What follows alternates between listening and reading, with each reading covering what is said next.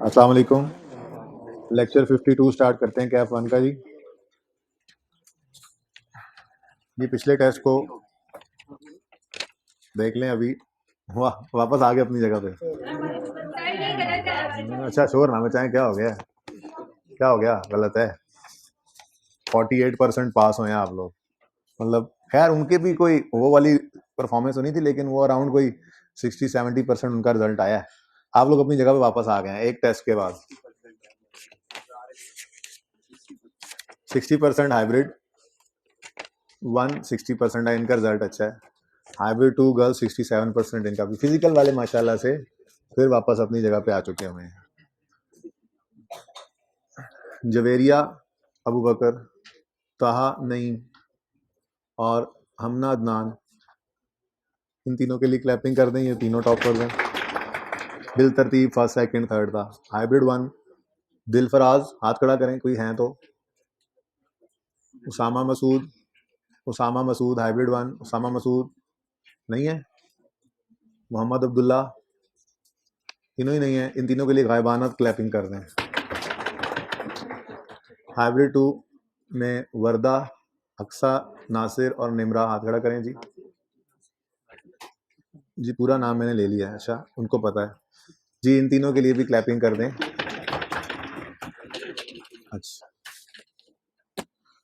अच्छा जी, चलें जी। आज इंशाल्लाह हम इन्वेस्टमेंट प्रॉपर्टी का नोट बनाना सीखेंगे। अगर आप इन्वेस्टमेंट प्रॉपर्टी के नोट का फॉर्मेट देखें तो ये फॉर्मेट आपको देखा देखा लगेगा। नाम ऑर्गेनाइजेशन का लिखा हुआ है स्नेक लिमिटेड। क्वेश्चन 3 है हमारा, जो पेज नंबर 474 पर। इस क्वेश्चन में हम नोट बनाएंगे जी, ठीक है। स्नेक लिमिटेड ऑर्गेनाइजेशन का नाम आ गया। वो लेक्चर नोट्स में जहाँ सवाल चल रहे थे। अच्छा इस सवाल को मैंने थोड़ा सा चेंज किया, थोड़ा मुश्किल बनाया, यानी सवाल करते करते ही एक दो एडजस्टमेंट में, ठीक है ना। बहुत ही सिंपल था। खैर ऑर्गेनाइजेशन का नाम आ गया snake limited. Notes to the financial statements for the year ended 31 December 15। Investment property जैसे पीपीई आया करता था, प्रॉपर्टी प्लांट इक्विपमेंट नाम आता था।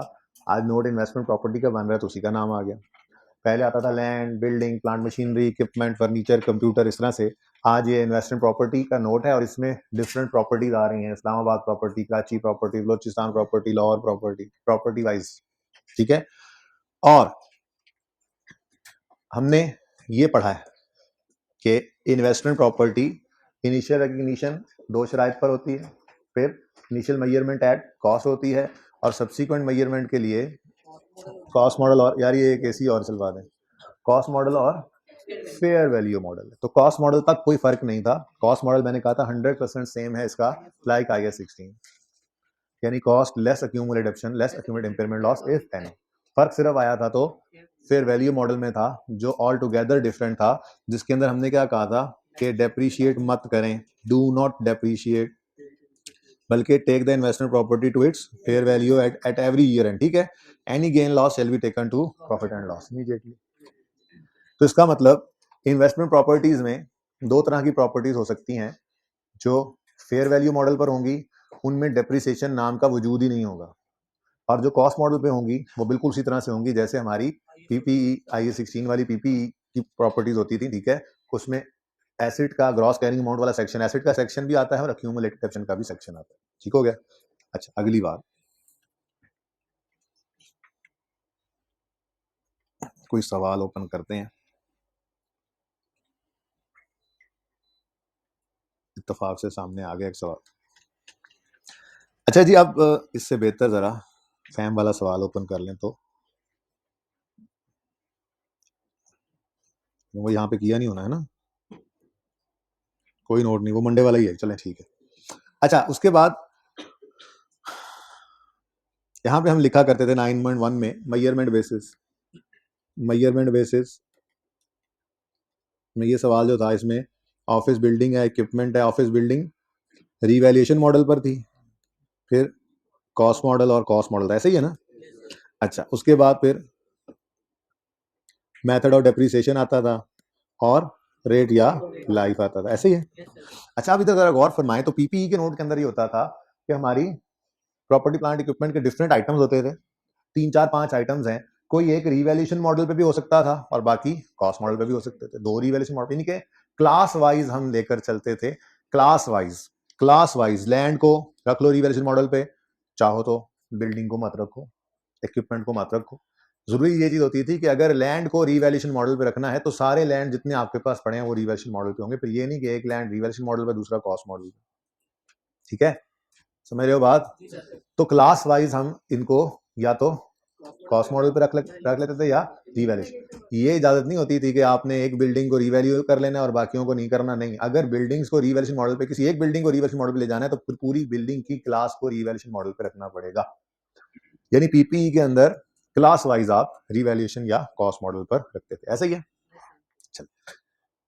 इन्वेस्टमेंट प्रॉपर्टी के अंदर, चूंकि इन्वेस्टमेंट प्रॉपर्टी खुद एक क्लास ही है, इसके अंदर आप प्रॉपर्टी वाइज आपके पास ऑप्शन नहीं है, आपके पास 2 ऑप्शंस मौजूद हैं, या आप फेयर वैल्यू मॉडल चूज करें या कॉस्ट मॉडल। अगर आप फेयर वैल्यू मॉडल चूज करते हैं तो फिर सारी प्रॉपर्टीज को फेयर वैल्यू मॉडल पर रखेंगे, जितनी भी आपके पास इन्वेस्टमेंट प्रॉपर्टीज होंगी, और अगर आप कॉस्ट मॉडल पर जाते हैं तो फिर सारी प्रॉपर्टीज को कॉस्ट मॉडल पर रखेंगे। ठीक है, सही है। अच्छा, अब ये है जनरल रूल, ये बात समझ आई है? जनरल रूल क्या है? आपने अगर फेयर वैल्यू मॉडल चूज किया है इन्वेस्टमेंट प्रॉपर्टी के लिए एज अ पॉलिसी, तो सारी इन्वेस्टमेंट प्रॉपर्टीज को फेयर वैल्यू मॉडल पे आपने रखना है। ठीक हो गया? और अगर आपने कॉस्ट मॉडल चूज किया तो फिर सारी प्रॉपर्टीज को कॉस्ट मॉडल पे रखना। क्लियर होगी ये बात? लेकिन इस जनरल रूल की एक एक्सेप्शन है। वो एक्सेप्शन ये है कि कभी कभार ऐसा होता है कि किसी प्रॉपर्टी की फेयर वैल्यू डिटरमिन हो ही नहीं सकती। जैसे हमारे सवाल के अंदर बलोचिस्तान प्रॉपर्टी जो है, उसके बारे में वजह तो नहीं बताई, लेकिन सिर्फ ये बोल दिया उन्होंने कि इसकी फेयर वैल्यू डिटर्मिनेबल है ही नहीं। मे भी अभी वो दूर दराज इलाके में हो, वहां उस जैसी कोई और बिल्डिंग्स बनी ना हो, कोई एक्टिव मार्केट वहां पे हो ना, 100 वजूहत हो सकती हैं, बस जो भी वजह है बहरहाल डिटर्मिन हो ही नहीं सकती फेयर वैल्यू। ठीक है, अब जनरल रूल क्या है? अगर आपने फेयर वैल्यू मॉडल सेलेक्ट किया हुआ है, आखिरी रो में हंसने वाले भाई, अगर आपने फेयर वैल्यू मॉडल चूज किया हुआ है तो सारी प्रॉपर्टीज पर फेयर वैल्यू मॉडल लगाना है। लेकिन स्टैंडर्ड ने फिर यहाँ पे इजाजत दे दी कि अगर किसी एक प्रॉपर्टी की फेयर वैल्यू डिटरमिन नहीं हो सकती, मिसाल के तौर पे, तो ऐसी प्रॉपर्टी को सिर्फ आप कॉस्ट मॉडल पे रख लें, लेकिन साथ आप वजह भी बता दें। अपने यूजर को बताएं कि बलोचिस्तान प्रॉपर्टी जो है उसकी फेयर डिटर्मिनेबल नहीं है, क्यों नहीं है, वजह सवाल में लिखी हो तो लिख दे, नहीं लिखी हो तो ना लिखे। और फिर थोड़ा एडिशनल डिस्क्लोजर दे दो कि जी इसकी रेंज इतनी है फेयर वैल्यू की, लेकिन मजबूरन हम इसको फेयर वैल्यू पर नहीं रख सकते, इसलिए इसको किस पे रखा हुआ हमने, कॉस्ट। बाकी सारी प्रॉपर्टीज को फेयर वैल्यू मॉडल पे रखें, उस एक को फिर एक्सेप्शनल केस को आप कॉस्ट मॉडल पे रख सकते हैं। जनरल रूल ये नहीं है। जनरल रूल ये है कि अगर फेयर वैल्यू मॉडल है तो सब पे फेयर वैल्यू, अगर कॉस्ट मॉडल है तो सब पे। हाँ, फेयर वैल्यू मॉडल में ये एक्सेप्शन है कि किसी की फेयर वैल्यू डिटर्मिनेबल ही ना हो तो उस एक अकेली को कॉस्ट मॉडल पे रख लेना, बाकियों को फेयर वैल्यू पर ही रखना, इसकी इजाजत स्टैंडर्ड ने दे दी। ठीक है, ये बात समझ आ गई? अच्छा, अब अगर नोट की बात करें तो पहले मैं बात करता हूं, अगर कॉस्ट मॉडल यूज हो रहा हो तो वही ओपनिंग, एडिशन, डिस्पोजल, क्लोजिंग, फिर डेप्शन में ओपनिंग, डेप्शन, डिस्पोजल की डेप्शन और क्लोजिंग। ठीक है, जो एडिशनल चीज यहां पर आती है वो आपने ये देखी थी कि अगर फेयर वैल्यू मॉडल हो तो फिर ये एंट्री हुआ करती है, investment property debit fair value gain credit, या fair value loss debit investment property credit. तो इन्वेस्टमेंट प्रॉपर्टी का बढ़ना या कम होना फेयर वैल्यू एडजस्टमेंट की वजह से ये भी होता है। तो एक यहाँ पर रो जो पहले आपने नहीं पढ़ रखी वो ऐड होगी। ठीक है, यहाँ पे आप लिख दिया करेंगे fair value adjustment. Fair value adjustment लिखने से फायदा ये होगा कि गेन है तो प्लस, लॉस है तो माइनस, जैसे रिवैल्यूएशन में करते थे। ठीक है, और एक और चीज जो यहाँ पर आपको देखने में मिला करेगी वो होगी ट्रांसफर, वो होगी ट्रांसफर। लेकिन ये ट्रांसफर कोई अक्यूमुलेटेड डेप्शन वाला ट्रांसफर नहीं है, ये ट्रांसफर है transfer in to profit and ये इन्वेस्टमेंट प्रॉपर्टी, या transfer out of investment property. क्या मतलब आपने पहले एक इन्वेस्टमेंट प्रॉपर्टी यानी किराए पे एक प्रॉपर्टी चढ़ाई हुई थी, आपको खुद के बिजनेस के लिए यूज करना पड़ गई। देखें, मैंने आपको यहां पर बताया था कि अगर आपने प्रॉपर्टी को फॉर सेलिंग पर्पज रखा हुआ है तो वो क्या है, इन्वेंट्री। अगर आपने प्रॉपर्टी को फॉर बिजनेस यूज रखा हुआ है, अपने बिजनेस इस्तेमाल करते हैं तो पीपीई। और अगर आपने इस प्रॉपर्टी को फॉर रेंटल या कैपिटल एक्शन या बोथ के लिए रखा हुआ है तो इन्वेस्टमेंट प्रॉपर्टी। अब ये यूज बदलते भी तो हैं। जैसे मिसाल के तौर पे आपने एक प्रॉपर्टी को किराए पे चढ़ाया हुआ था, वो इन्वेस्टमेंट प्रॉपर्टी थी, आपके अपने इस्तेमाल के अंदर लाने के लिए जरूरत पड़ी आपको, तो आपने उसका यूज बदल लिया। अब यूज बदल गया तो फिर आपको एक ट्रांसफर की एंट्री करना पड़ेगी, रिक्लासिफिकेशन करनी पड़ेगी। आपके पास पहले एक चीज इन्वेस्टमेंट प्रॉपर्टी थी, अब वो यूज बदलने की वजह से पीपीई हो गई, तो आप एंट्री करो PPE debit investment property credit. ऐसे ही आपके अपने यूज में एक बिल्डिंग थी, जरूरत ना रही, आपने उसको किराए पे चढ़ा दिया, अब इसका यूज बदल गया। जब यूज बदल गया तो फिर क्या है, आपके अपने इस्तेमाल में थी, IS16 पीपीई थी, जरूरत ना रही, इजाफी लगी, किराए पे चढ़ा दी, तो investment property debit PPE credit transfer हो गई। तो ट्रांसफर इन भी हो सकती है, ट्रांसफर आउट भी हो सकती है। इन्वेंट्री से इन्वेस्टमेंट प्रॉपर्टी में आ सकता है, इन्वेस्टमेंट प्रॉपर्टी से इन्वेंट्री में भी जा सकता है, कोई भी आपका लैंड बिल्डिंग, ठीक है। IS16 से इन्वेस्टमेंट प्रॉपर्टी में आ सकता है, इन्वेस्टमेंट प्रॉपर्टी से IS16 में जा सकता है, तो ट्रांसफर भी हो सकती हैं। यहाँ पर एक ही एडिशनल चीज है, तो ये ट्रांसफर इन या आउट आपको नजर आया करेगा। बाकी सारा नोट आपके सामने है, इस फॉर्मेट में कोई मसला है तो बताएं।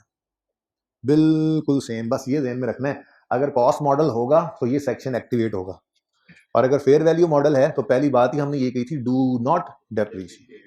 तो अगर फेयर वैल्यू मॉडल है तो फिर अक्यूमुलेटेड ऑप्शन वाला सेक्शन तो एक्टिव ही नहीं होगा, ये खाली हो, ठीक है। सिर्फ फेयर वैल्यू गेन लॉस आया करेगा, जो फेयर वैल्यू एडजस्टमेंट के नाम से हमने वहां पर लिख भी दिया हुआ है। ओके, सही है बच्चों, थोड़ा बड़ा बड़ा करके लिख दूं मैं।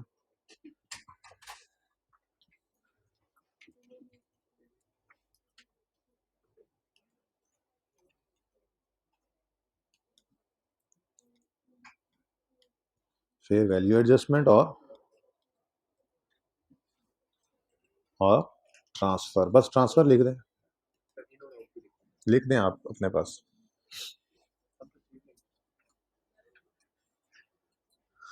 ठीक है जी, चल अब इस फॉर्मेट को लेकर चलते हैं और वन बाय वन हम प्रॉपर्टीज को लेकर चलते हैं। सबसे पहले मैंने बलोचिस्तान प्रॉपर्टी करवा दी। बलोचिस्तान प्रॉपर्टी हमारे सवाल के अंदर ऐसी थी जिसमें फेयर वैल्यू डिटर्मिनेबल नहीं थी, तो कॉस्ट मॉडल पे रखना था, तो फिर डेप्रीशिएट भी करना था, ठीक है।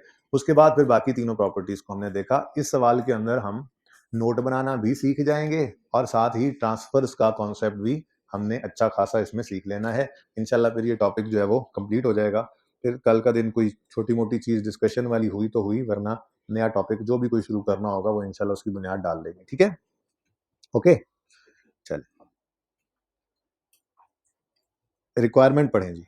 Requirement, show the investment property note in Snake limited financial statements for the year ended 31 दिसंबर 15। तो नोट बनाना है, वो हम ऑलरेडी फॉर्मेट बनाए हैं, ठीक है। अब वन बाय वन चलते हैं। सबसे पहले पॉइंट नंबर 2 में पढ़ा रहा हूँ। The fair value of a building in Balochistan rented out to tenants, जो किराए पर चढ़ाई हुई है, has never been determinable and this building was completed on यकम जनवरी 12 at a cost of 50 lakh.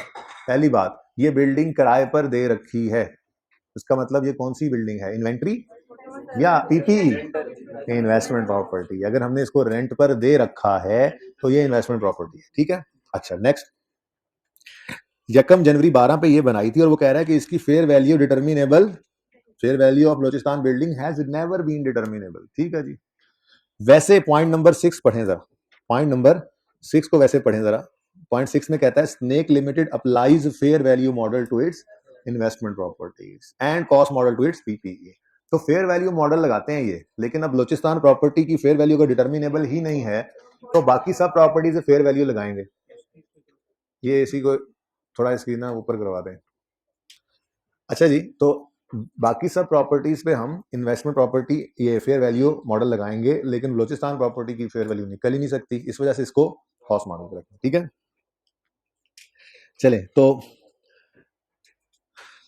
यकम जनवरी 12, हम खड़े हैं इस वक्त 15 में, यकम जनवरी 12 पर ये हमने बिल्डिंग बना ली थी 50 लाख की, और चूंकि फेयर वैल्यू टर्मिनेबल नहीं है तो इसको कॉस्ट मॉडल पे रखना है, तो डेप्रिशिएट करेंगे।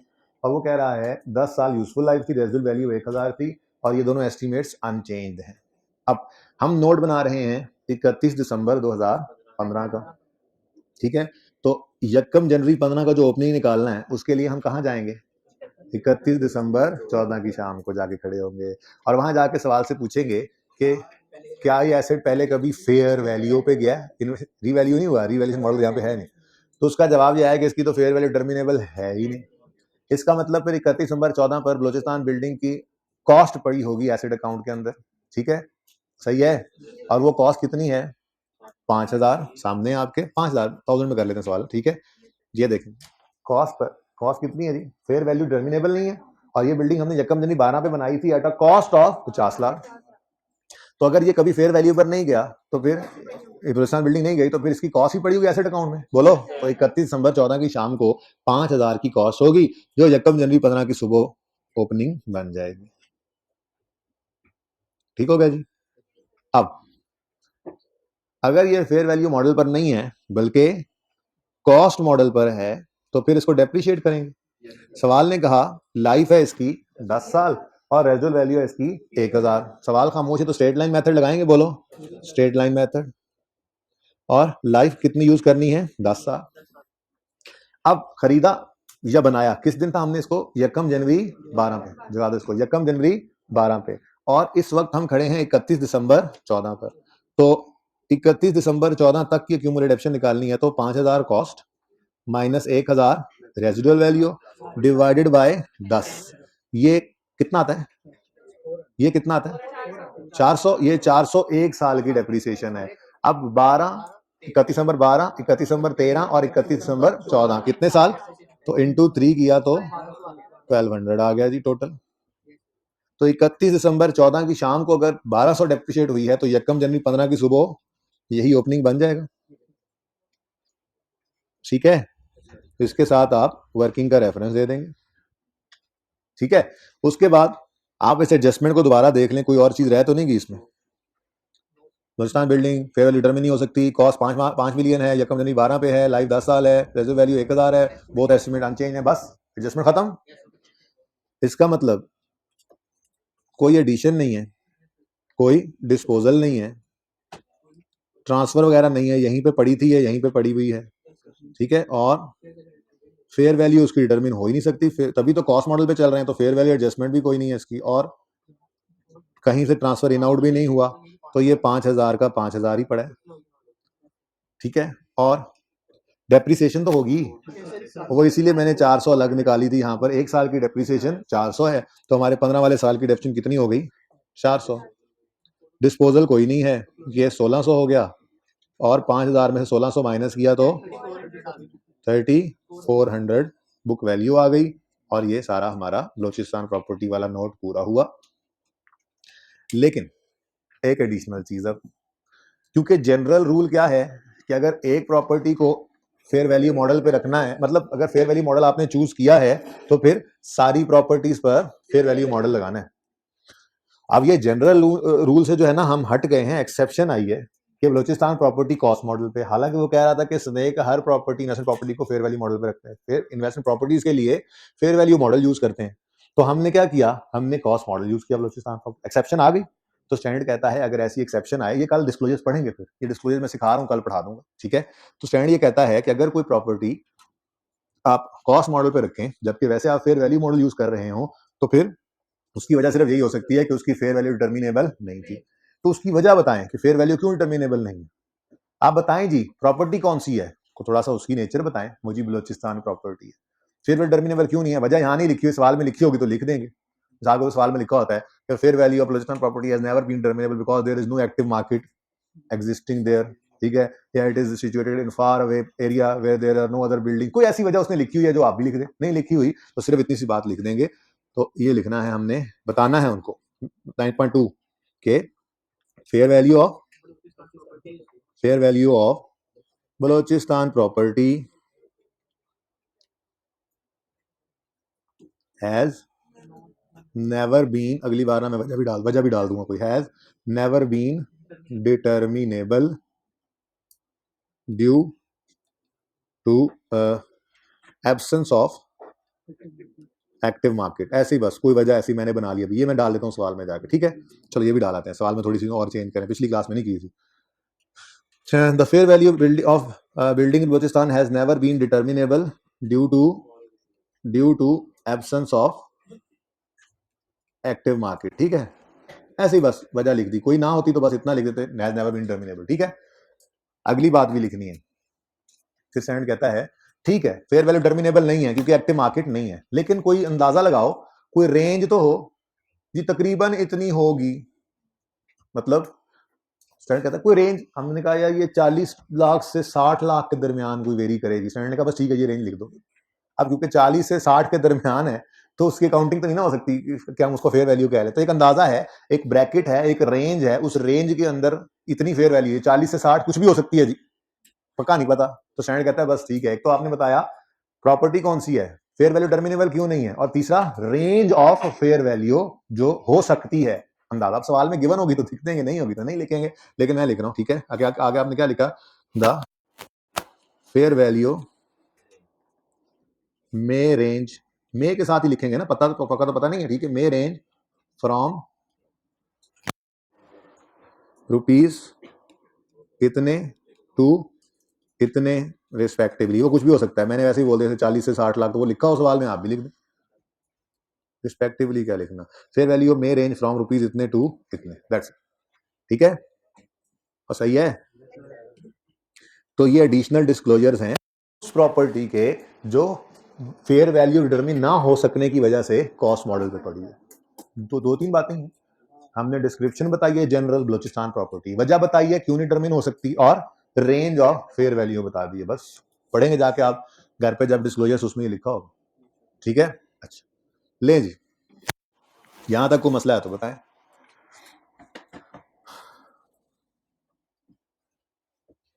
चलें जी आगे। अच्छा, उसके बाद जी अब बाकी तीनों प्रॉपर्टीज में हमने ट्रांसफर को देखना है, ट्रांसफर इन और आउट देखेंगे। तो जो एक उसूली बात है वो याद रख लीजिए हमेशा के लिए कि ट्रांसफर इन हो चाहे आउट हो, आपने पहले प्रॉपर्टी को उसकी फेयर वैल्यू पे लेके जाना है, फिर ट्रांसफर करना है। ये एक जनरल उसूल ज़हन में रख लें। उसके बाद फिर देखते हैं कि मुमकिनात क्या क्या हो सकती। ट्रांसफर इनटू इन्वेस्टमेंट प्रॉपर्टी करना हो या transfer out of investment property करना हो, आपने हमेशा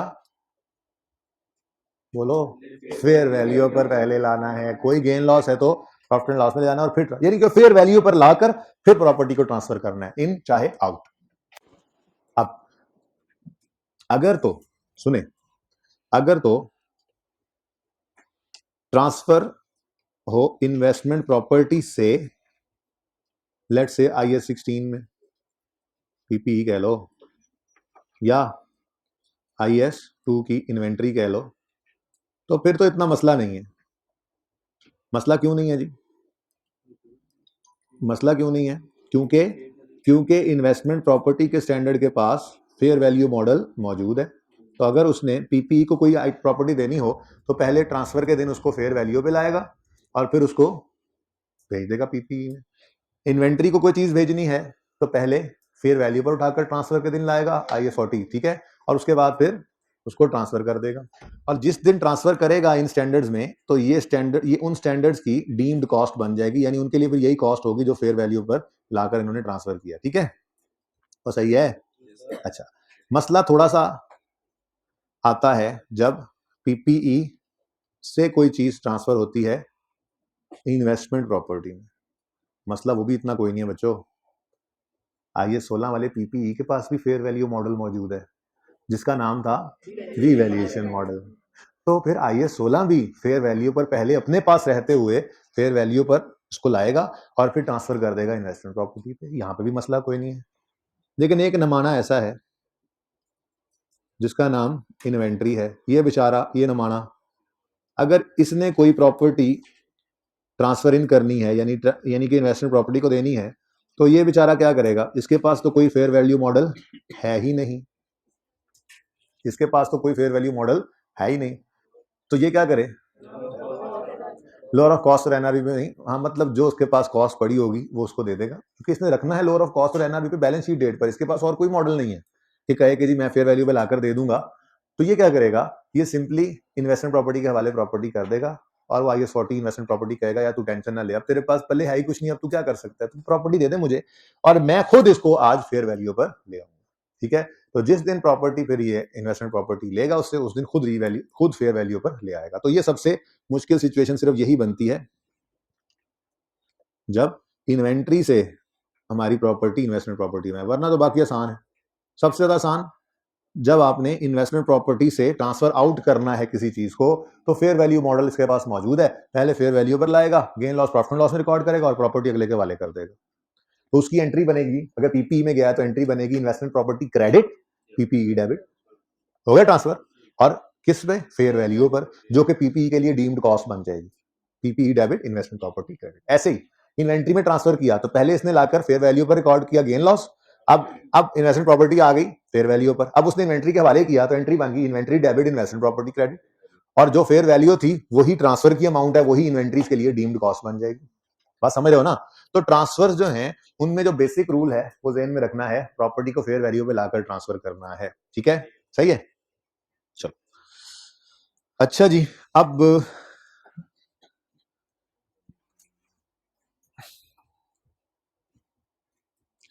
क्वेश्चन नंबर, ये पॉइंट नंबर 3, पॉइंट 2 हो गया जी, पॉइंट 6 भी हमने पढ़ लिया है, पॉइंट 2 के बाद पॉइंट 3 पढ़ते हैं, बल्कि आप पढ़ें और ज़हन में जरा सोचें कि क्या आप ये कर सकते हैं।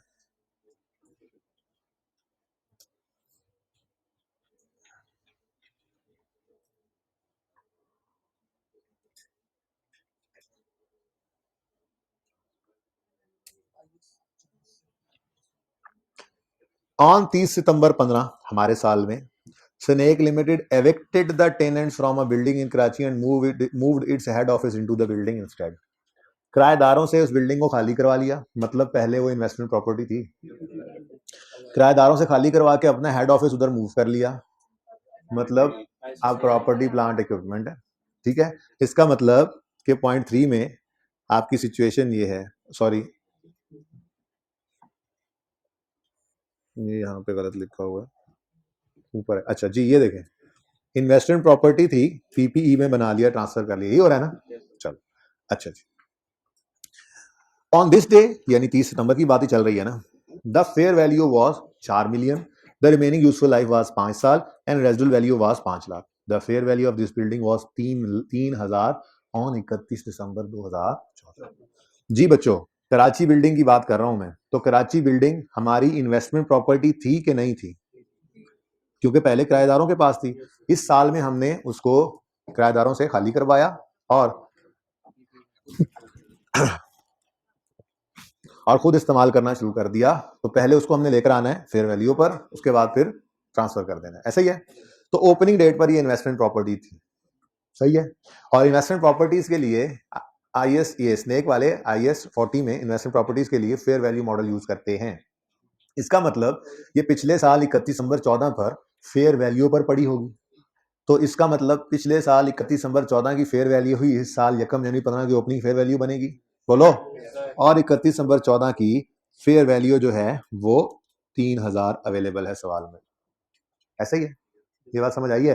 तो 31 दिसंबर 14 की फेयर वैल्यू 1 जनवरी 15 की फेयर वैल्यू बनेगी 4000, ये ओपनिंग 4000 यहाँ पर आया, ठीक है, अच्छा अच्छा अच्छा, सॉरी सॉरी सॉरी, 3000, ठीक है।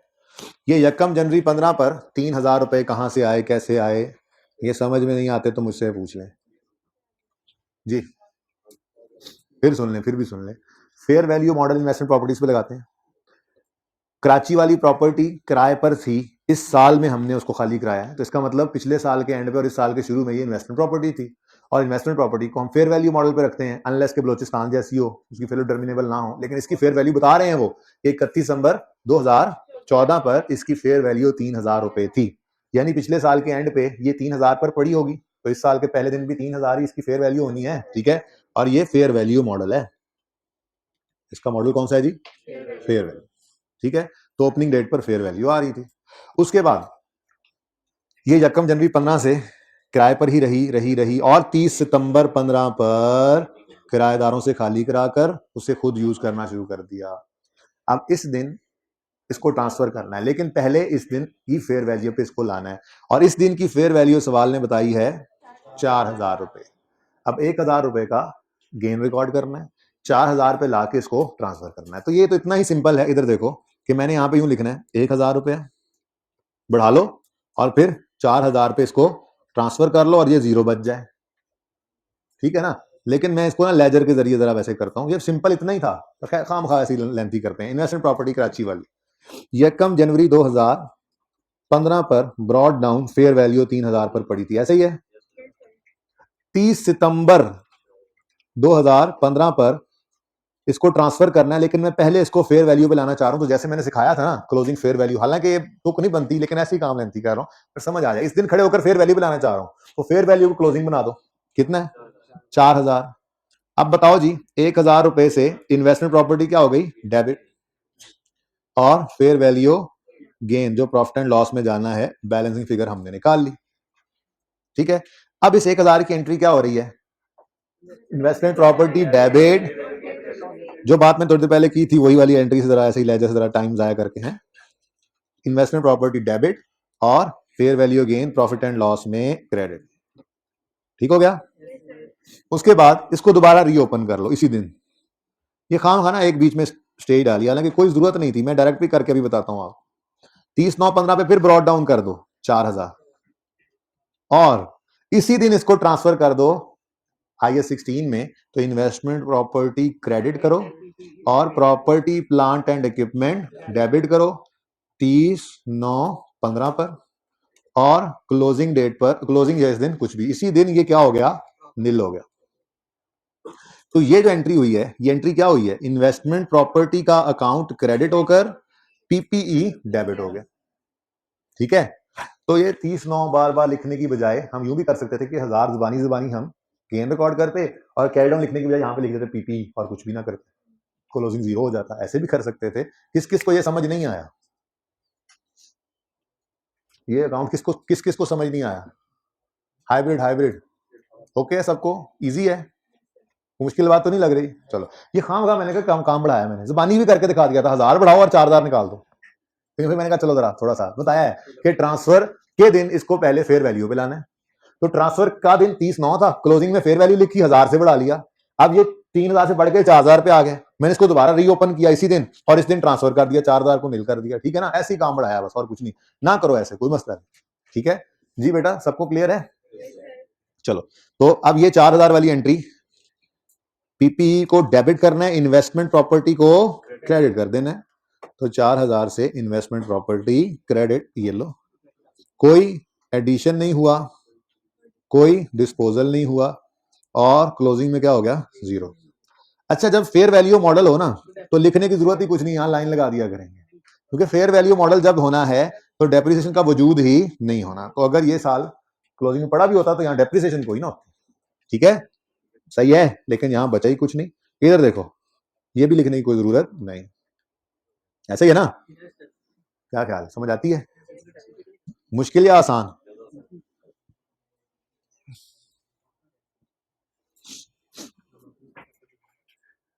यहां तक को मसला? चलें आगे, चलो फिर।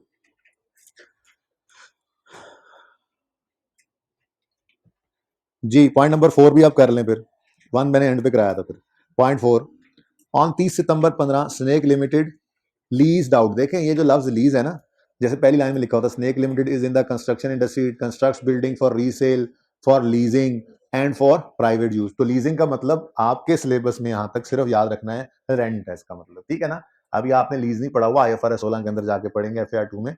अभी आपके लिए लीजिंग का मतलब हुआ करेगा रेंट। ठीक है ना, इस टॉपिक में अक्सर ये लफ्ज इस्तेमाल कर देता है इन्वेस्टमेंट प्रॉपर्टी में।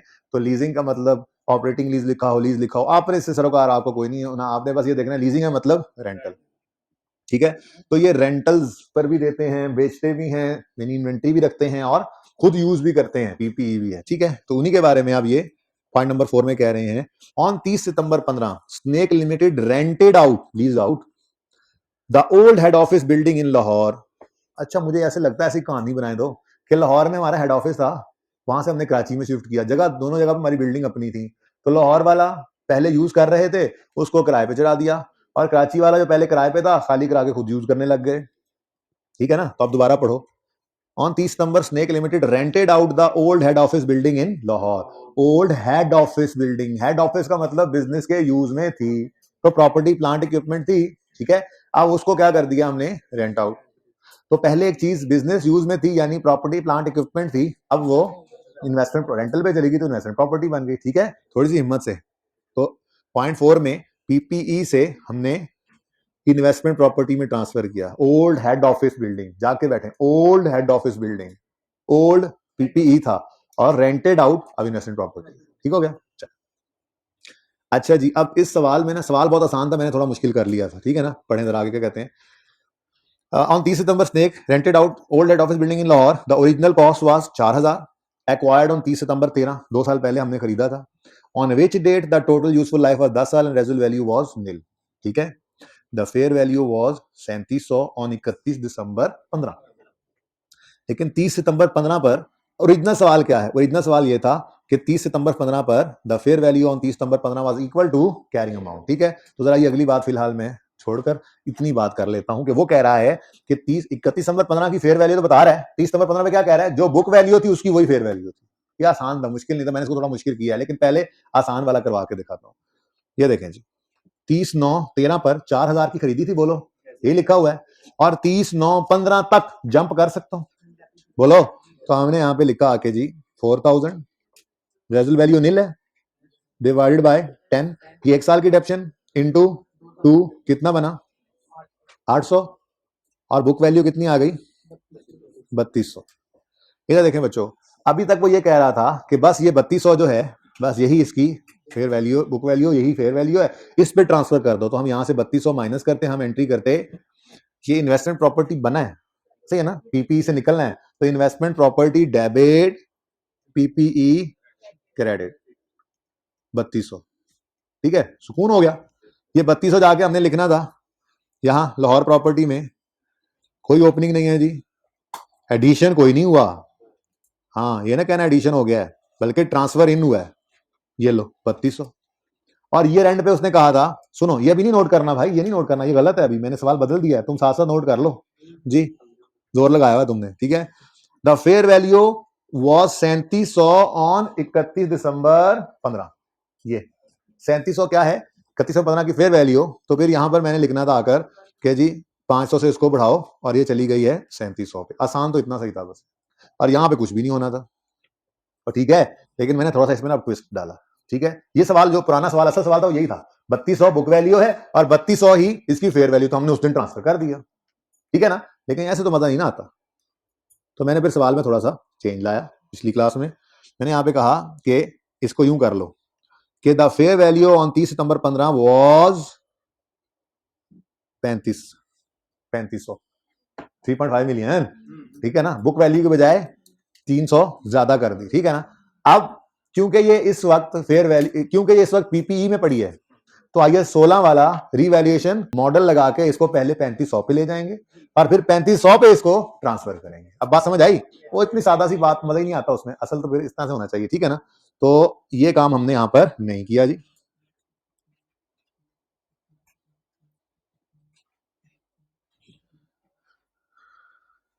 तो अब वही पुरानी बात, अगर ट्रांसफर करना है 30/9/15 पे, तो हमने इसको फेयर वैल्यू पे लाना है, और ये इस वक्त IAS 16 में पड़ा है, तो उसके पास अपना फेयर वैल्यू मॉडल है जिसका नाम रीवैल्यूएशन मॉडल है, जिसमें हम क्या करते थे, रीवैल्यूएशन के दिन एक लाइन खाली छोड़कर उनको जगा दें, रीवैल्यूड अमाउंट लिख लेंगे। ठीक है जी, रीवैल्यूड अमाउंट कितनी है जी 3500,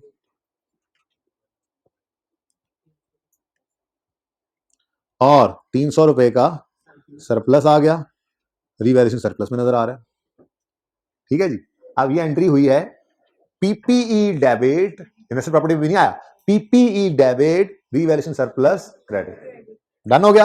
अब ये फेयर वैल्यू पे आ चुका है, अब इसको ट्रांसफर करो इन्वेस्टमेंट प्रॉपर्टी में, तो इसकी एंट्री बनेगी पीपीई क्रेडिट और इन्वेस्टमेंट प्रॉपर्टी डेबिट। ऐसे कर लेजर बना दिया, जबरदस्ती काम बढ़ाया ताकि हर चीज आपको पिक्चर बिल्कुल क्लियर हो जाए, वरना जरूरत कोई नहीं थी, आप डायरेक्ट भी कर सकते थे जुबानी जुबानी। ठीक है, अब ये एंट्री नजर आ रही है, ये investment property debit PPE credit, investment property debit PPE credit, यहां पे आपने लिख दिया आके प्रॉपर्टी प्लांट इक्विपमेंट, यानी ये कैश लेकर नहीं खरीदा हमने, ये ट्रांसफर इन हुआ है 30/9/15 पे फ्रॉम इन्वेस्टमेंट प्रॉपर्टी। समझ आइए जी, यहां पे क्या बच गया, जीरो। उसकी तरफ आता हूं भाई, ये इसके नीचे तो नहीं ना जीरो लिखा मैंने, इसके नीचे लिखा। ठीक है जी, यहां तक को मसला। अब अगली चीज है जी, ये 300 रुपया ICAP ने जो आज आपको सवाल होमवर्क में देना है, आईकैप ने उस सवाल के अंदर क्या किया, आईकैप ने उस सवाल के अंदर वो जो पुरानी लाइफ चल रही थी उससे रिमेनिंग लाइफ निकाली इस तरह के सवाल में, और इंक्रीमेंटल डेप्रिसिएशन की एंट्री की। जबकि हम लोगों की राय ये थी सीनियर्स के मशवरे साथ कि जब ये एसेट यहाँ नहीं बचा तो इंक्रीमेंटल डेप्रिसिएशन का तो सवाल ही पैदा नहीं होता, तो ये पड़ा रहे सरप्लस, जब एक्चुअल में बिकेगा सारा उठा के उस दिन रीटेंड अर्निंग में फेंक देंगे। तो ये भी एक क्वेश्चन है जो मैं ईमेल तैयार कर रहा हूँ, उसमें 3-4 चीजें इकट्ठी करके मैं भेजूंगा ताकि एक ही बार जवाब आए। तो आईकैप ने अपने सोल्यूशन के अंदर इसको काम किया हुआ था, लेकिन मैंने अपने सोल्यूशन के अंदर भी उसको काम नहीं किया और आपसे डिस्कस भी कर लिया। उनसे पूछ लेंगे कि अगर वो इस बात पे मान गए, मुत्तफिक हो गए कि हम ठीक कह रहे हैं, तो फिर हम यही रखेंगे, नहीं तो फिर वो माई बाप में कह देंगे तो फिर उनकी बात मान लेंगे। ठीक है, खैर फिलहाल तो आपको ये बता रहा हूँ कि ये 300 पड़ा रहेगा, ये 300 पड़ा रहेगा, अनलेस कि ये प्रॉपर्टी एक्चुअल में बिक जाए तो ये सारे का सारा उठा के आप ट्रांसफर कर देंगे कहाँ पे। ठीक है, चल अच्छा जी, अब ये क्या किया हमने, ये जरा ज्यादा मजे का हो गया सवाल, मतलब 3200 के ऊपर ही बस ट्रांसफर हो जाना था, कहानी खत्म हो जानी थी। ठीक है, अब ये हमने IS 16 में रहते हुए इसको रिवैल्यू किया, अब ट्रांसफर कर लिया। अब ये इन्वेस्टमेंट प्रॉपर्टी में आ चुका है, इसकी एंट्री इन्वेस्टमेंट प्रॉपर्टी डेबिट 3500 से, ये इन्वेस्टमेंट प्रॉपर्टी ट्रांसफर इन है तो पॉजिटिव आएगा। इन्वेस्टमेंट प्रॉपर्टी डेबिट, वो लेजर बना तो हुआ है, वैसे ही आपको समझाने के लिए बनाया ना, पॉजिटिव आ गया 3500। ठीक हो गया, डन। अब आएगा ईयर एंड, और इन्वेस्टमेंट प्रॉपर्टीज के लिए सांप क्या इस्तेमाल करता है, फेयर वैल्यू मॉडल। और हमने जाकर देखा तो ये ऊपर वाली फेयर वैल्यू, ये the fair value was 3700 on 31 दिसंबर 15।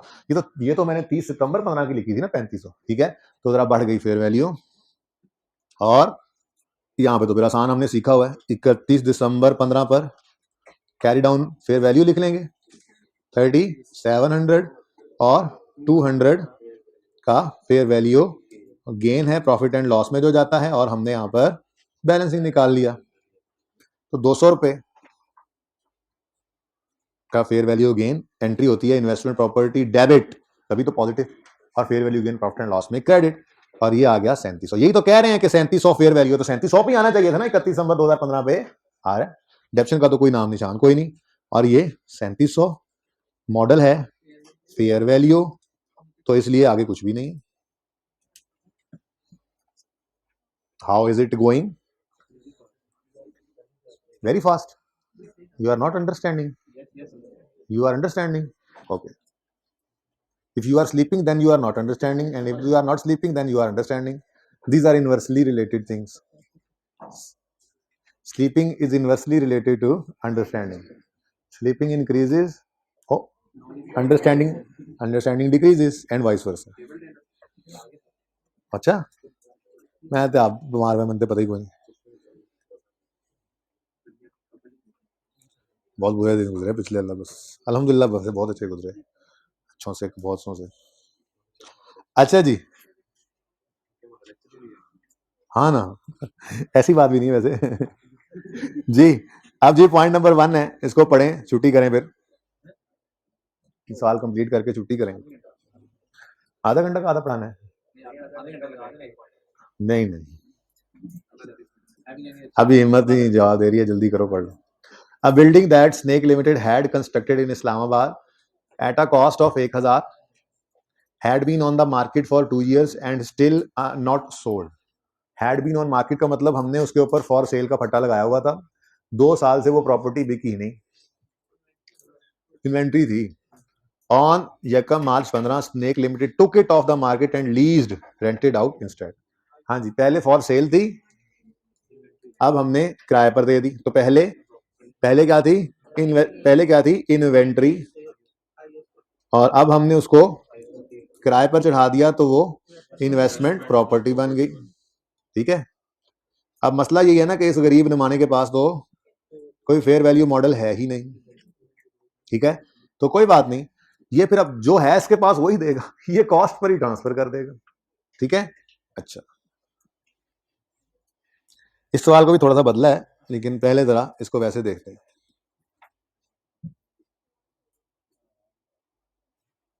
अच्छा, अब ऑन यकम मार्च 15 snake limited took it of the market and lease out it instead. ठीक है, इट वाज लीज्ड ऑन यकम मार्च 15, it's fair value was 1500 on 31 December 15 and rupees 1000 on 31 दिसंबर 14।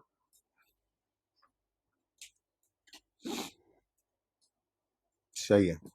ये तो आसान इसलिए है कि यकम मार्च 15 पर हम इसको कॉस्ट को ले आएंगे और इसी को फिर ईयर एंड की फेयर वैल्यू से कंपेयर कर लेंगे। मैंने इसको जरा सा चेंज किया था पिछले सवाल में, पिछली क्लास में, ठीक है। वो ये किया कि 1000 को कॉस्ट ही रहने दिया और मैंने यहाँ पर कहा कि जी इसको 1100 कर लें, इसलिए सामने आपके कर रहा हूँ ताकि आप भी चेंज कर सके ना, ठीक है। ये क्या हो गया जी 1100 और ये 31 दिसंबर की बजाय यकम मार्च कर दिया, यकम मार्च 2015। अब ये कहानी कुछ इस तरह से है, जरा देख लीजिए। कॉस्ट है बिल्डिंग की जो हमने बनाई थी, ये 1000 यानी 10 लाख, और यकम मार्च 15 की फेयर वैल्यू है 1100 और 31 दिसंबर 15 की फेयर वैल्यू है 1500। सवाल बदल दिया मैंने, ठीक है। दो चेंज लाए सवाल के अंदर, एक यहाँ पर चेंज किया था, थोड़ा ट्विस्ट डाला, एक यहाँ पे भी ट्विस्ट डाल दिया, ठीक है। चलें जी, अब मसला ये है कि ये जो करीब निमाना इन्वेंट्री है, इसने तो आपको 1000 वाली कॉस्ट पे आपके हवाले प्रॉपर्टी कर देनी है, ठीक है। तो इसके पास तो ऐसी कोई चीज है नहीं ना बच्चों कि जिसपे ये इसको फेयर वैल्यू पे ला सके। तो 1000 की कॉस्ट ही इसके पास पड़ी थी, अनलेस को एनआर भी बता दे कि इसके अलावा है। तो कॉस्ट 1000 के ऊपर ये इन्वेस्टमेंट प्रॉपर्टी में आ जाएगी। प्रॉपर्टी ट्रांसफर कहां से कहां हो रही है, देखो, इन्वेंट्री से इन्वेस्टमेंट प्रॉपर्टी। एंट्री क्या बनेगी, investment property debit inventory credit, ठीक है। इन्वेस्टमेंट प्रॉपर्टी डेबिट 1000 से और इन्वेंट्री क्रेडिट किस दिन आ गई जी ये चीज, यकम मार्च 2000, यही था ना। लेकिन देखो यकम मार्च 15 पे ये कॉस्ट पर ही आ रही है, उसकी वजह क्या है, वजह क्या है, इन्वेंट्री कहां से फेयर वैल्यू पे लाया, उसके पास तो कोई मॉडल ही नहीं है फेयर वैल्यू का, ठीक है ना। तो उसने ये हवाले कर दी। अब IS 40 इन्वेस्टमेंट प्रॉपर्टी क्या कहेगा, लाओ जी आज इसको मैं खुद फेयर वैल्यू पर ले आता हूं। तो यकम मार्च 15 पर, यकम मार्च इंसान बन जा, यकम मार्च 15 पर ये फेयर वैल्यू कैरी डाउन लिख दूं मैं, इजाजत है, इससे परेशान तो नहीं होते, ये कैरी डाउन में लिख देता हूं। ये कैरी डाउन लिखने का मतलब है कि इसको फेयर वैल्यू पे उठाकर लाना है, तो जरा यहां क्लोज कर देते हैं 1 मिनट के लिए, ठीक है ना। तो यकम मार्च 15 पर फेयर वैल्यू कितनी है जी, 1000 नहीं है, 1100 है भाई। तो ये 1100 रुपया लिखा यहां पर, तो इसी दिन 100 रुपए का फेयर वैल्यू गेन आ गया, जो प्रॉफिट एंड लॉस में हम रिकॉर्ड करेंगे। ये बैलेंसिंग हमने निकाला, ठीक हो गया ना। ये 1000 की एंट्री क्या पड़ गई, देखो देखो इधर देखो, पहले ये एंट्री देखो, इन्वेस्टमेंट प्रॉपर्टी का अकाउंट हुआ डेबिट 1000 से, इन्वेंट्री क्रेडिट, इसका मतलब इधर तो 1000 ही आएगा ट्रांसफर इन, ऐसे ही है ना। ये 1000 आ गया क्योंकि उस बेचारे के पास तो कुछ था ही नहीं जिससे वो फेयर वैल्यू पर लाता। अब इसी दिन खड़े होकर, अच्छा चाहो ना तो एक ही बार एंड वाले से ही कंपेयर कर लो, तो 1000 और 1500 का कंपैरिजन 500 बनना है, 500 गेन एक बार भी रिकॉर्ड हो सकता है, लेकिन मैं फिलहाल चलो अलग अलग कर रहा हूं, ठीक है ना। तो 1000 रुपए का हमने 100 रुपए का हमने ये गेन रिकॉर्ड किया, इसकी एंट्री ये हुई पड़ी है। फिर ये इन्वेस्टमेंट प्रॉपर्टी डेबिट और fair value gain profit and loss में क्रेडिट। इन्वेस्टमेंट प्रॉपर्टी 100 से क्या हो गई डेबिट, और ये डेबिट होकर कितने पे पहुंच गई 1100। अब ये यकम मार्च 2015 की फेयर वैल्यू है और इससे कहानी आगे शुरू होनी है, ठीक है ना। तो इसको मैं दोबारा यहां पर रीओपन कर लूं, इजाजत है। तो ये ऐसे ही बस मैं काम बढ़ाता हूं, ये बीच में ना करते हैं, सिर्फ 100 लिख लेते, क्लोजिंग ना लिखते, यहाँ पर ओपनिंग दोबारा ना लिखते। तो ये 1000 आता जमा 100 आता और क्लोजिंग डेट पर 1500 आता, तो 400 मजीद ऐड हो जाता, तो टोटल 500 का सरप्लस आता है, ठीक है ना। बहरहाल तोड़ तोड़ के कर रहे हैं। और ये यकम मार्च 15 की फेयर वैल्यू थी, और सवाल ने क्या बताया, 31 दिसंबर 15 पे फेयर वैल्यू कितनी है 1500, ठीक हो गया। तो फिर क्लोजिंग डेट पर हमने 31 दिसंबर 15 पर क्लोजिंग फिर फेयर वैल्यू लिख लें ताकि गेन लॉस निकाल सकें। बोले जी कितना, 1500 और 400 रुपए का फिर गेन आ गया। लॉस भी आ सकता था इस दिन, पहले गेन आया था आज लॉस आ जाता, हो सकता था, अगली बार सवाल को ऐसे बदल लूंगा। फिलहाल तो 400 रुपए का फिर गेन आ गया। इसकी एंट्री फिर वही, इन्वेस्टमेंट प्रॉपर्टी डेबिट और fair value gain profit and loss में क्रेडिट। तो टोटल गेन कितना रिकॉर्ड हो गया। तो यही मैं कह रहा था कि आप 1000 ऊपर वाला लिख कर ना, यहाँ यकम मार्च पे 31 दिसंबर 15 पे यहाँ 1500 भी लिखकर ना, टोटल 400 गेन यहाँ पे इकट्ठा भी आ सकता था, कोई गलती नहीं है। हमें कौन सा उसने कहा है कि लेजर बनाओ 500 का, ठीक है ना। तो जरूरी नहीं, तो सिर्फ आपको बताया है कि एक उसूल है कि जिस दिन ट्रांसफर करो उस दिन फेयर वैल्यू पे लाओ। तो अगर इन्वेंट्री से कोई चीज आई है तो पहले कॉस्ट पे आ जाएगी, फिर उसी दिन फेयर वैल्यू पर लाके फिर अगली कहानी करो। तो सिर्फ इसलिए मैंने यहाँ पे स्टेप लगा दिया, वरना तो आप जबान नहीं करते ये काम। कहते 1000 पे आया है, 1500 पे चला गया, क्लोजिंग डेट पे 1500 होना है, 500 का गेन रिकॉर्ड कर लेते हैं। ठीक है, तो ये 100 नहीं बल्कि 100 जमा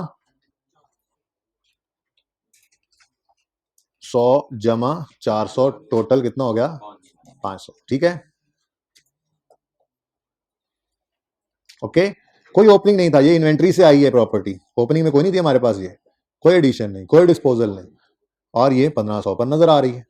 अब चूंकि ये फेयर वैल्यू मॉडल पे है तो अगला काम तो होना ही कोई नहीं, और ये 1500 ही है और ये फेयर वैल्यू,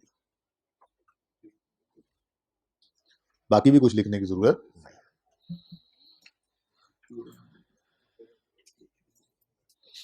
ठहर जाओ। अभी एक पॉइंट रह गया अभी तक, उसकी बात आपने नहीं की अभी तक, वो 0.5 है। लिखता है rentals earned from investment properties टोटल्ड 2000। इसका क्या करना है, वैसे ही सिखाया हुआ है आपको, किसी चीज की समझ ना आए पर्चे में तो उसको सब नोट वैसे ही लिख दो, और अगर आप वैसे ही लिखोगे तो यही डिस्क्लोजर रिक्वायरमेंट है। स्टैंडर्ड आईएस 40 ये कहता है कि आपने इन्वेस्टमेंट प्रॉपर्टी से जो रेंटल कमाया और उस रेंटल कमाने के लिए जो ऑपरेशनल कॉस्ट इनकर की हैं वो भी डिस्क्लोज करनी है। आप अगर सवाल में गिवन होंगी तो लिख दोगे, नहीं होंगी तो नहीं लिखोगे। ठीक है, तो एक और लाइन, ये 2 मिलियन है ना रेंटल अर्न फ्रॉम। ठीक है, अभी तो देखो हम यूं एक ही पॉइंट में ये दोनों चीजें लिख लिया करेंगे। मैं यहाँ पे लिख रहा हूं कि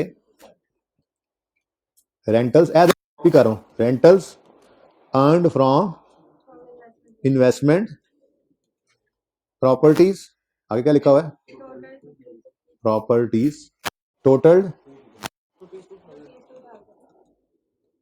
रुपीज 2000, नहीं बल्कि 2 मिलियन लिखे, क्योंकि ऊपर ऊपर तो रुपीज 1000 लिख के काम चला लेंगे। ठीक है, total rupees 2 million and cost, operational cost भी लिख सकते हो, incurred cost incurred in earning these rentals amounted to rupees कितने, लिख देते अगर होता तो। ठीक है, ये सवाल खत्म हो गया। इन्ना लिल्लाह, ऐसे कर लेते हैं, वर्किंग हेडिंग शेडिंग जरा उड़ा लेते हैं और फिर कोशिश करते हैं जरा बेहतर हो जाए। ओ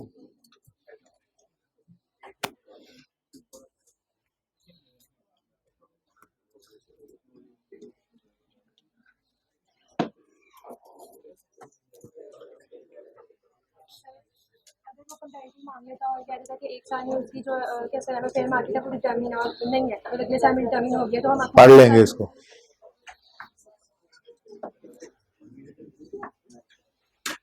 क्वेश्चन ये था कि अगर एक साल में बलोचिस्तान प्रॉपर्टी की फेयर वैल्यू टर्मिनेबल नहीं थी, लेकिन आगे चलकर हो जाती है, अगले साल में वहां पे एक्टिव मार्केट हो जाती है, ग्वादर में आबादी शुरू हो जाती है, मार्केट आ जाती है, फेयर वैल्यू टर्मिन हो सकती है, तो क्या करेंगे, तो ये पढ़ा दूंगा।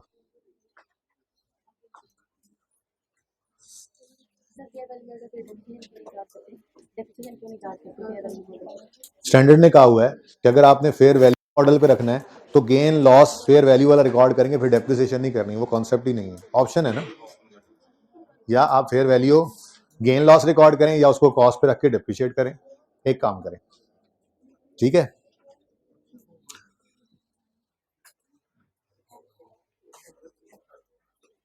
जी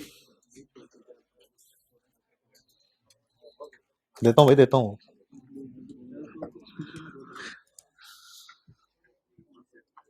पेज नंबर 316 पे आए, पेज 316 पे क्वेश्चन नंबर 1 देखें। ये 6 नंबर का एक सवाल आया था, IAS 40 के पीपीई, IAS 40 के इन्वेस्टमेंट प्रॉपर्टी और IAS 16 के पीपीई में कोई डिफरेंसेस बताओ।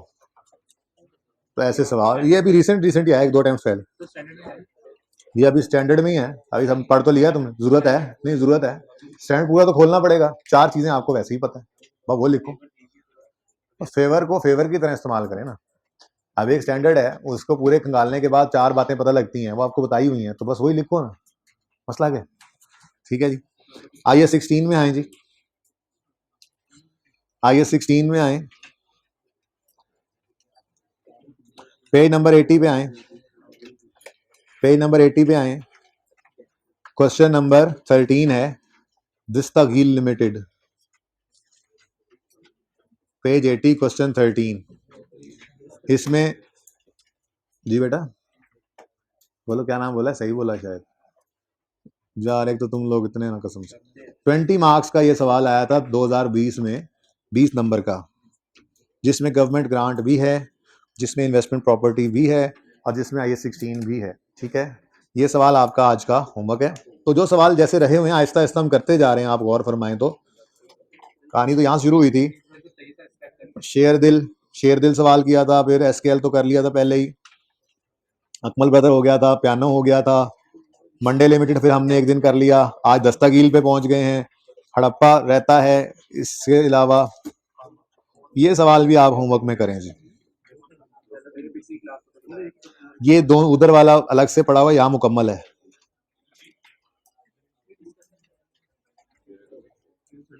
ठीक है जी, 15 भी कर लें होमवर्क, वो उनको नहीं बताया, उन्हें मैसेज करवा देता हूँ। तो होमवर्क जो है वो, होमवर्क जो हुआ वो पास पेपर दस्तगील वाला कौन सा 13,